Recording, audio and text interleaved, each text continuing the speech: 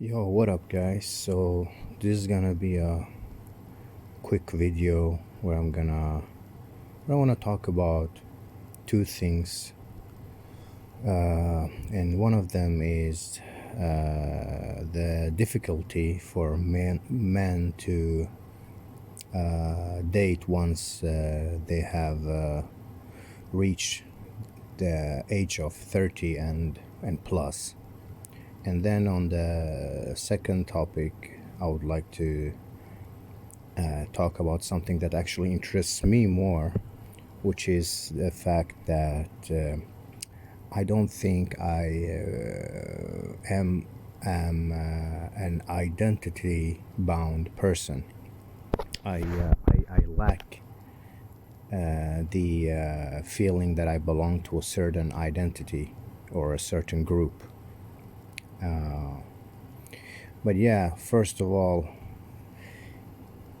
this I realized this once I went abroad, and I'm talking about the difficulty of dating as a 30 years old plus man. I realized that it's actually very. I felt a little cringe, to be honest with you, trying to keep up with the dating market, the young bucks, and trying to stave off my aging. Is that the correct word? Stave off, or try to halt my aging by, like, tending to my skin, having a very rich skincare routine, so to speak, every morning, like doing all the creams, all the eye the eye roller, the skin roller, what you call it, the thing with the needles that you peel your skin, like to make to activate the skin cells, and the spray for your hair, where you try to make your hair look like it has more volume. And honestly, if you're a 30-year-old plus male and you have a difficulty with dating, just admit it, man. Just admit it. You're not the most attractive cat out there, so to speak. But also, on the other hand, it's not fully like in your control. I mean, the times are hard. It's like we live in the you know social what do you call it, social media era, the Instagram and the Facebook, Snapchat, TikTok, all these things. So the girls, they have a lot of more options, whereas in the 60s and 70s, when your father and grandfathers, I don't know how old my viewers are, but when they were like trying to find a mate, the women there, they didn't have at the time, they didn't have as much options as they have in today's global environment. The girls now, they can basically they can choose between all the most attractive people in their country, or let alone like their city. you know you can go further. They can even like choose between the hottest guys in the whole world. So yeah, just to take away a little of the blame from oneself. But anyway, yeah, back to the first topic. So I remember when I was abroad in Morocco, and I started to dating some girls, and I realized I felt so cringe when I met them, and I had dyed my hair, not dyed it, but made it look fuller. Like I was like self-conscious. I thought maybe, oh, I hope she will not like notice, or you know I hope like my skincare routine isn't too obvious, or that she doesn't like point out anything that makes me feel like self-conscious. It could be like small things, like in the restaurant, if I could like I couldn't like relax, or lean back on the chair so that my head wouldn't like touch the back of the chair, or the wall, so that it wouldn't make a black stain, from the spray, the hairspray. So yeah, I remember it was a close call once. I leaned my head back on the chair, and I realized that after, when we went when we walked away, and I looked back, and I saw a little small stain. So man, it's hard. Dating in your 30s is like, it's really hard, man. And even more so, I would say, in the West, where there's people are so sensitive about like the age difference between the girl and the man. At least like in Middle East, North Africa, it's not as people aren't that as sensitive, I would say, as in like Europe. Like the girls, they don't see you as an uncle if you're like 10 years older than them, or 8 years older than them. But in the West, in Europe, man, if you're just like 4 or 5 years older than the girl, she'll see you like some uncle or something. Yeah. Yeah. And talking about the West, on to the next topic. I don't know if this was a very smooth segue, but anyway, I have thought a little about this thing about not having an identity or a group that I can identify with. And I have realized that this is very basic for so-called neurotypical normal people.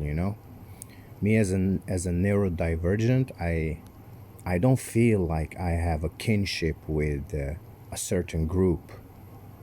Okay, like, I don't know, like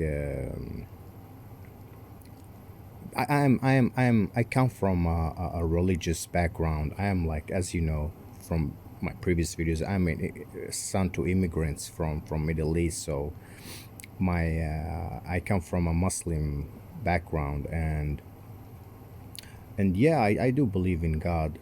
So I do feel that I have a relationship with God. And sometimes I feel like I'm I think it's called like Gnosticism or something like that, where you believe in God, but you're not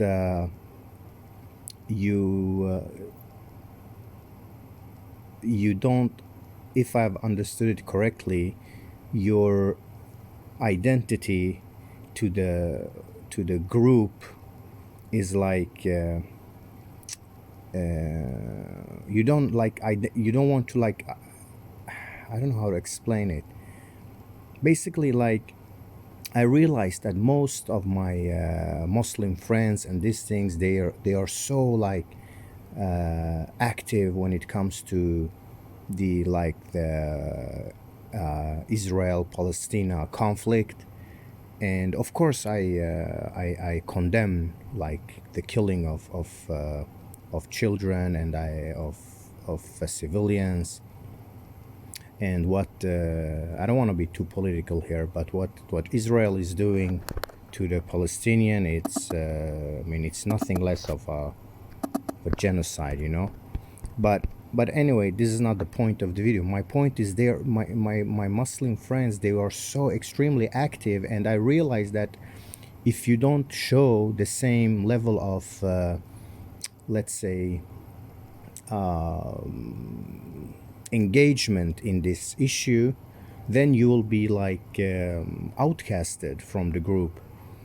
And this is the same thing I've realized with I've also had many European friends through the through my adolescence, you know.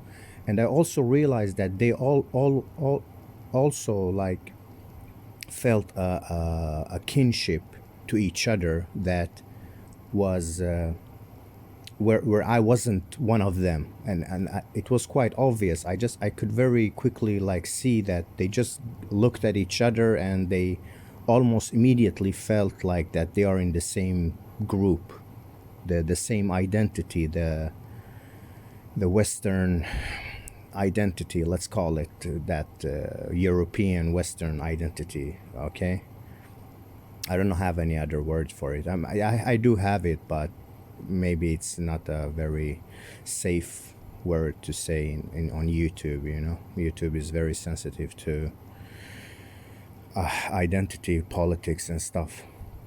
But anyway, I think this has to do with me being neurodivergent, and it's quite hard because we as neurodivergents or Aspergians or Aspergers, we do have those biological urges to feel that we have a belonging, that we have a community, that we are accepted in a group. We want friends, you know. But it's hard when we don't belong into any identity, and it's at least this is my experience. So I would love to know if any of you other guys have like felt the same thing, that you don't belong to your supposed identity or your supposed group or team. You know, I almost feel like there's something wrong with me for not I'm not like fully developed as a human being, because I cannot commit like blindly to a group and what the group thinks and what the group opposes and what the group accepts, stuff like that. Sort of like, you know, the when a cell like replicates or duplicates, what's called mitosis or something, where all the basically the chromosomes, they gather in two sides and then they split into two new cells, you know. And this is how I like imagine normal so-called neurotypical people when they reach like teenage years or adulthood, that this is how they form they take sides in their identity, you know, whether it be like European Western identity, or let's say the Middle Eastern, North African, or the, let's say, Asian or whatever. You know, there are many identities out there where you can, and there's also overlapping identities, I would say. I mean, like from